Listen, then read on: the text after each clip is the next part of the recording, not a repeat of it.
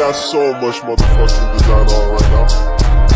Bring it down, bring it back, make it clap. I got 3 old guys on the block with her head. Bitches on the line, and you know. Assalamualaikum warahmatullahi wabarakatuh. Perkenalkan, nama saya Susi Susanti dengan NIM 230222128.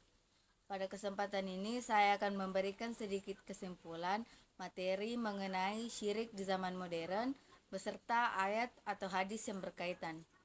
Syirik di zaman modern. Pengertian syirik di zaman modern. Syirik sebagaimana yang kita telah ketahui bahwa syirik adalah menyamakan Allah atau menyekutukan Allah, baik dalam hal uluhiyah maupun dalam hal rububiyah. Syirik tidak hanya terjadi di masa lalu, tetapi juga terjadi di masa modern atau masa sekarang. Syirik yang terjadi di masa lalu yaitu syirik khafi, jali, yaitu menyekutukan Allah secara terang-terangan. Namun syirik yang terjadi di zaman sekarang atau di zaman modern yaitu syirik khafi, yaitu menyekutukan Allah secara tidak sadar.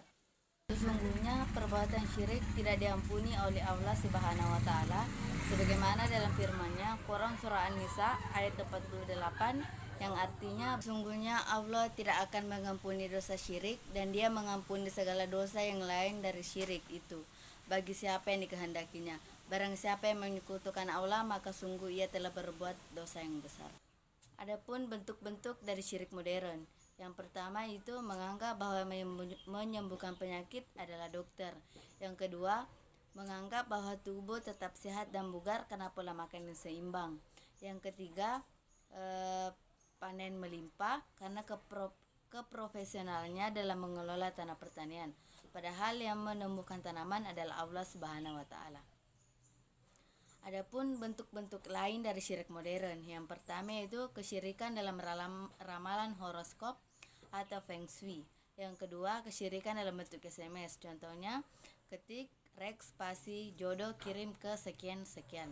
Yang ketiga, penayangan film-film horor yang merusak keimanan.